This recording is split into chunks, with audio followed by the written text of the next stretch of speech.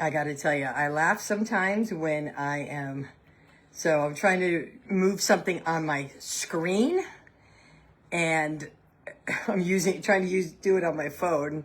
Like sometimes I'll try to touch my computer. My computer is not a touchscreen, and yeah, it's just kind of funny, technology. I do think though, our age group, we are so incredibly lucky because I feel like, being someone, why is that there? Okay. Who didn't grow up with cell phones, of course, all of us in this age group. And I think the fact that we've gotten to see the evolution of technology the way we have, I think it's amazing. And I think I feel like, at least I hope so. Hey, Jen, that it makes me feel like I appreciate it way more because I know what it was like not to have it. I don't know why. It keeps telling me I have slow connection.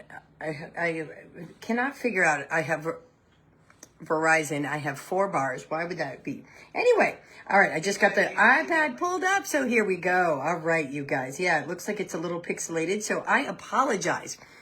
But we got a big topic today, you guys. And, I've told you this before, but a lot of times my topics that I talk to you guys about come from my conversations that I have with y'all when you first join the group, or maybe you send me a message asking me some questions. And this is such a big one. And I think it's just, I want you to listen with an open mind and just hear it and process it. And please reach out if there are questions, because my philosophies, the science I follow, the strategies I follow, all of them go against, unfortunately, what we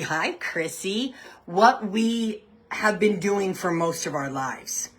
And it requires from you that you're gonna have to override your own brain, who wants to cling to what you've always done.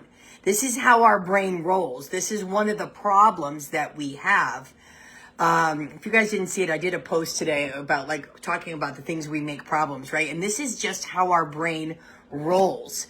And if you're not ready for that, it's easy to think, oh, well, my brain says I shouldn't do that. That doesn't make sense. So that it must not be right for me. And that's never going to be the case. Your brain is always going to try to discourage you from something new, something different, or something that will require more effort. Always. It has nothing to do with the validity of it. It has nothing to do with whether or not it could work for you. Nothing. It's just your brain's like, I don't like change. I don't like putting in any effort. I don't want to do it. It sounds too hard. We might not survive it. So I think it's important. I don't know why I would have a slow connection right now. I find that very frustrating. So I apologize, you guys. But here we go. So what we're talking about today is letting go of extremes to get you better results in menopause. Hi, Sarah. This applies to you, whether you're in perimenopause or whether or not you are just into postmenopause, or like me, 14 years postmenopause. Okay, so it applies to anywhere in those stages. So I want you to be honest with yourself. How many times have you told yourself, no more bread, no more chocolate, no pasta, no processed food, no coffee, no alcohol, gym 5 days a week, no this, no that. And some of the things that you're saying no to are some of your favorite things. No going out to happy hour. And you say all this all in the name of health and weight loss and feeling better. So you start off thinking, I am all in. This time I am going to do it. I'm going to do it perfectly. I'm not going to slip up. I'm just going to do it. And then life happens. You go out to dinner and suddenly you're staring at a bread basket and you feel like you got to white knuckle your way through it. And it's not just in the food.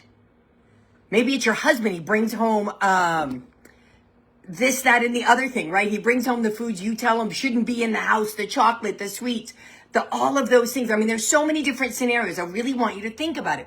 But then I want you to think about it. It's not just food. It shows up in how the other part that you decide is important for your health and your weight loss. And I'm not saying that it isn't. It's not as important for your exercise as you think it is, but it is for your aging and for your health. It shows up in exercise. You force yourself to go to the gym 6 days a week, intense workouts, and crazy cardio. You think it's the only way that you're going to lose weight. I was in this Facebook group the other day, and this woman is talking about how she can't lose weight. She's stuck in this plateau, and it's a weightlifting group for women over 50. And she's like, I'm eating 1,600 calories, and I'm going to the gym 6 days a week. And I'll tell you, before I could even say anything, I was so happy because so many people jumped in and were like, what are you doing 6 days a week for? You don't need 6 days a week at the gym. Like, anyway, okay. Or then here's the other side of it. You do nothing at all because you can't do it perfectly. You feel like it's not worth it. You made a mistake yesterday. You ate something that was on your not allowed list, and you're like, well, might as well just start again on Monday. I mean, these are all things, I've done all of them, right? When you miss the workout, when you eat something off plan, the guilt, the shame, the inner mean girl, the internal beatdown, the inner voice saying, you blew it. You don't have enough willpower. You might as well start over on Monday. Might as well just eat whatever you want for the rest of the day, right? And this is the all or nothing trap. This is the extreme that we get caught up in. And if you've been stuck in this cycle, you are not alone, and it's not you. It's the way we have been taught to approach weight loss and menopause and our own health. And that's the approach. The system is broken. And it was broken before, and it is so broken now because it no longer works on the menopause body. So we've been conditioned over and over and over again to believe that in order to get results, we have to go all in and everything's got to be perfect.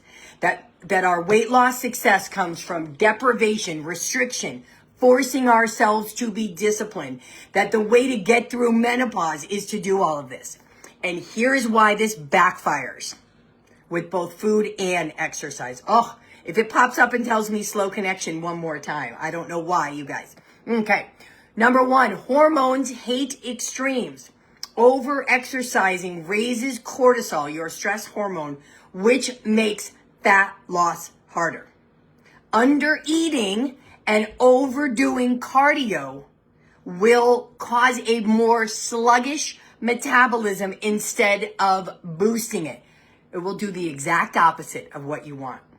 Menopause is a time to support your body, not punish it. Now, number 2, why this backfires is willpower. When you are in the extreme, when you are in the all or nothing cycle, you are depending upon willpower to get you through. The energy that it takes to constantly resist food or force workouts depletes you. If exercise feels like a chore, you will not stay consistent. And consistency is the key. If you are not eating in a way that feels good, you will not stick with it. Your willpower will give out. Willpower is not the strategy we want. Deprivation and punishment lead to burnout. You push yourself too hard, you get exhausted, you get sore, you get injured, you get sad, you get frustrated, and then you stop altogether because you can't keep up. Whether we're talking about exercise or we're talking about food, you put an expectation on yourself that is unrealistic. That is what every diet has ever done. That is why Most people don't stick to them long term, and that is why none of them are a way you could see yourself living for the rest of your life, because the entire system is built on deprivation and punishment. And it's miserable when you are doing all this. No one wants to live a life where they have to be perfect with food and workouts and exercise, and how they put food together and what they eat. Right before I jumped on here, I just had a little chocolate sunflower butter cup. You know why? Because I wanted it. And because I always have them here, and I might have 2 a day, because usually one's after dinner. I will never live my life without being able to have a chocolate sunflower butter cup, or whatever my week's fancy might be. Those have been my favorite for a long time. Do you want to spend the next 10, 20, 30 years in an exhausting battle, not only with your body, but with your mind? And that's what you're doing when you're trying to willpower your way through it. It is you against you. Okay. Menopause. This whole transition, what's happening with your body already takes a lot of energy. The changes that are happening. So it is not about doing more, pushing harder, following stricter rules.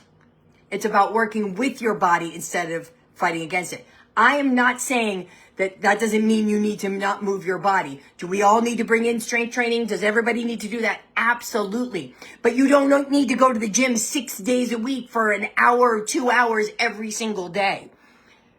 We don't have to go to these wild extremes. Here's what I want you to hear. Menopause success is not about suffering. It's about a strategy. It's about a strategy that feels good and looks good and tastes good and makes you happy. It's not about cutting everything out or forcing yourself, but it's about finding ways that actually feel good. Because here is the truth. Your body thrives on consistency, not perfection. Small, sustainable changes are far more powerful than drastic, short-lived ones. When you stop forcing extremes and you start working with your body, everything gets easier. And the best part, you don't have to give up everything you love. You don't have to force yourself through workouts you hate to see results. So what actually works? If we're going to let go of extremes, what do we need to do?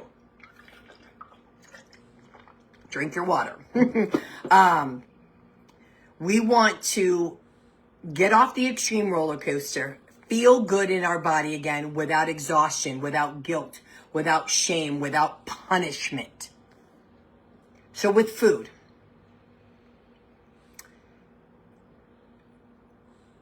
you want to start noticing the all or nothing thinking. I didn't like what I had for notes there. I had to think. So when you think to yourself, I can never eat bread again if I want to lose weight. I can't eat bananas if I want to lose weight. I can never eat pasta. How about if you say, how could I include it in a way that works for me? Bread and pasta and fruit and even chocolate are not the enemies. It's overeating these that are the end. That's the problem. You could eat pasta. You could eat bread. You can eat chocolate daily. The key to it is you work it in to how you're going to eat, and you do not eat beyond what your body needs every day and every meal. And we look at each meal individually, and then we look at the day as a whole. This idea that bread makes you fat, yeah, if you're eating a whole loaf of it.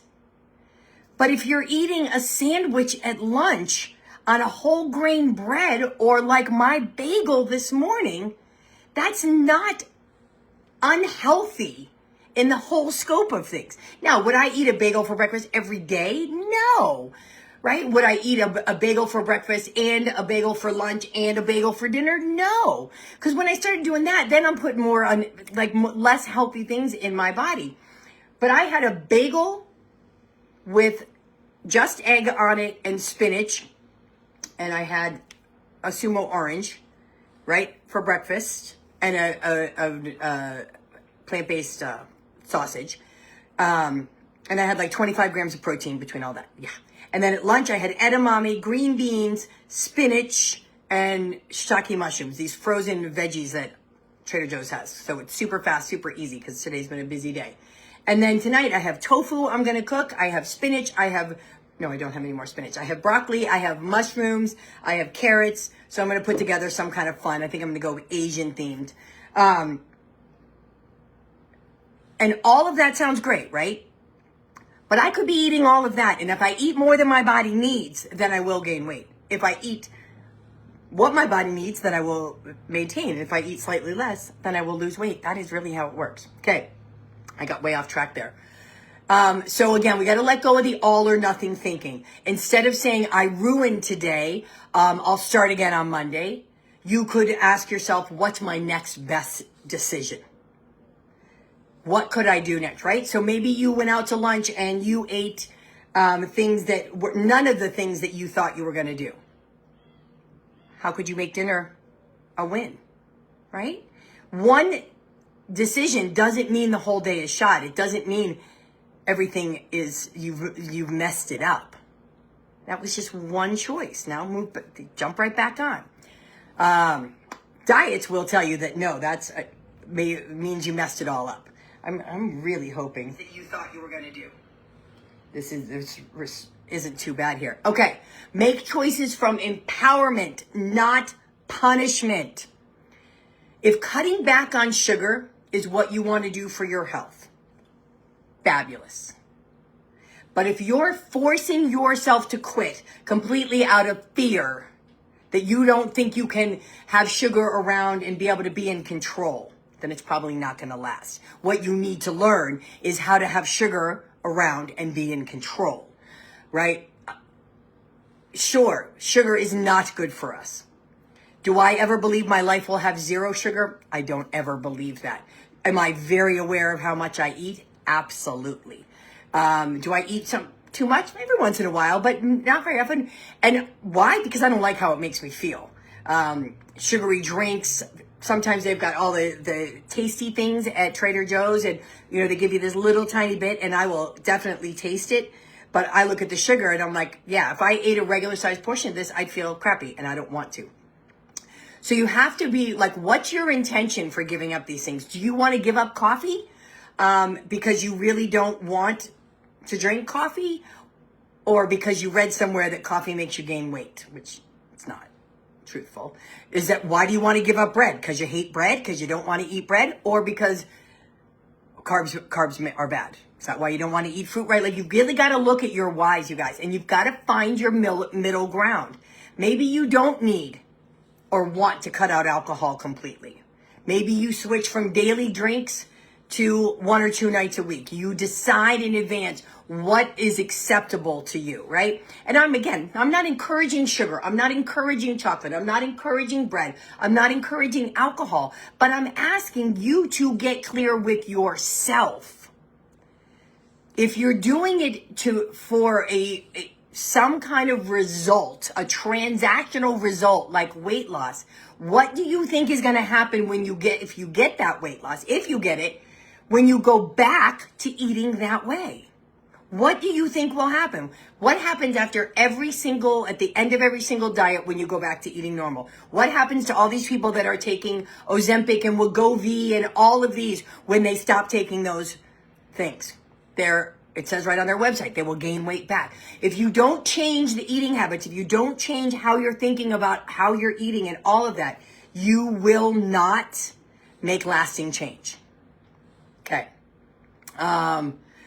Maybe you love pasta. So instead of banning it, you add more protein and fiber to it, right? One of the biggest problems I see with people who eat pasta is they have this huge amount of pasta on their plate. There's no veggies, there's no protein. Right? Now, for me, I eat protein pastas. Right? Okay, there we go. I cannot believe it could be this bad. Anyway, so That was around food. Now, with exercise, stop thinking more is better. Hours of cardio or intense boot camps are not the answer. Menopause exercise is about working smarter, not harder. The goal is strength, mobility, and recovery, not punishment. You don't walk extra because you had a cookie. It doesn't work that way. You got to do workouts that support your hormones. Strength training helps to preserve muscle and bone and boost metabolism. Walking and low impact movements lower stress and improve fat loss. Overdoing high intensity workouts can backfire by raising cortisol. You've got to listen to your body's actual feedback. I talked about menopause fatigue today in day 20 of menopause. 31 days to a simpler menopause. If you don't have energy, it's usually one of the reasons a lot of women don't realize is because you're not eating enough food. Lack of energy from not enough food is feedback from your body. Instead of forcing yourself or pushing yourself through exhaustion, you need to start asking yourself, does this give me energy or does it drain me? Do I feel strong and capable or do I feel depleted and burned out? Is this something I can do long term? And you've got to let go of perfection. It is the biggest progress killer. One off meal or missed workout doesn't ruin anything. It's what you do consistently that matters. I'll tell you a quick story. So I've done 75 hard a couple times. Now it's been a few years since I have done it. And I don't do it anymore because I started to realize that the whole thing didn't align for me. Because if you've ever done 75 hard, there's very strict requirements that you have to do. You know, drink a gallon of water, follow whatever kind of eating plan you want to do, exercise twice a day, 45 minutes of it, 45 minutes twice a day. One of them has to be outside, which I don't always think the two 45-minute workouts work for your menopause body. Anyway, and then read 10 pages. I feel like there's one more, but anyway, it's been a long time. But here's the problem with 75 hard. You track and you do all whatever the 1 through 10 is, 1 through 9, I can't remember now. You do those every single day. And if you miss one thing out of those on your journey, you have to go back and start all over at day 1. Now, the idea is to teach mental discipline. I get that. But it also is reinforcing this idea that if we miss one thing, we got to start all over again. And that is not the case. And I can't be part of something or promote something that fosters that kind of a belief, because that is one of the things that gets us into trouble. Does that make sense, you guys? Has anybody here done 75 hard? Anyway, when you start making choices from a place of strategy, from a place of self-awareness rather than punishment and extremes, you unlock a whole new way of feeling better in your body. And here's what you get. You stop feeling mentally drained by constant food rules and workout pressure. You have more energy. You have better digestion. You have a stronger, more efficient metabolism. You actually enjoy movement because it supports you, not punishes you. And most importantly, you finally get results in a way that lasts. Because menopause success is not about doing it all. It's about knowing what actually moves the needle and what's just draining you for no reason. And when you stop swinging between extremes, you finally get the results you've been chasing. So if this is resonating with you, if you're realizing that the all or nothing approach has been holding you back, I want to invite you to take the next step. Book a consult with me and let's create a simple, sustainable plan that actually works for you. One that supports your hormones, one that supports your energy and your real life. No more extremes, no more burnout, just real lasting results. Whether you work with me or not, you'll walk away knowing what that simple, sustainable plan is.